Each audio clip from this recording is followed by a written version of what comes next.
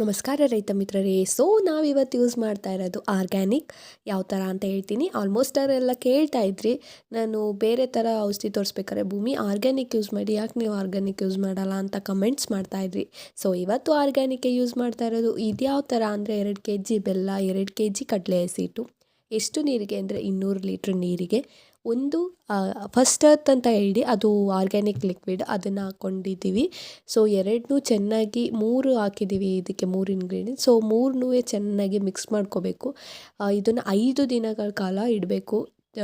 ಚೆನ್ನಾಗಿ ಕೆಳಗಡೆ ಏನಕ್ಕಪ್ಪ ಅಂದರೆ ಕೆಳಗಡೆ ಇದು ಕಡಲೆ ಹಸಿಟ್ಟು ಉಳಿಬಾರ್ದು, ಎಲ್ಲ ಚೆನ್ನಾಗಿ ಮಿಕ್ಸ್ ಆಗಬೇಕು. ಮಿಕ್ಸ್ ಆಗಬೇಕು ಅಂದರೆ ಏನು ಮಾಡಬೇಕು? ಮಾರ್ನಿಂಗ್ ಈವ್ನಿಂಗ್ 2 ಟೈಮು ಒಂದೇ ಕಡೆ 25 ಟೈಮ್ಸ್ ರೊಟೇಟ್ ಮಾಡಬೇಕು. ಕೆಳಗಡೆ ಕಡಲೆ ಹಸಿಟ್ಟು ಸೆಡಿಮೆಂಟ್ ಯಾವುದೇ ಕಾರಣಕ್ಕೂ ಆಗಬಾರ್ದು. ಕೆಳಗಡೆ ಕಡಲೆ ಹಸಿಟ್ಟು ನಿಂತ್ಕೊಂಡ್ರೆ ಮೇಲ್ಗಡೆ ಹಂಗೆ ನೀರು ಥರ ಇರ್ತದೆ, ಯೂಸ್ ಆಗಲ್ಲ. ಅದು ಚೆನ್ನಾಗಿ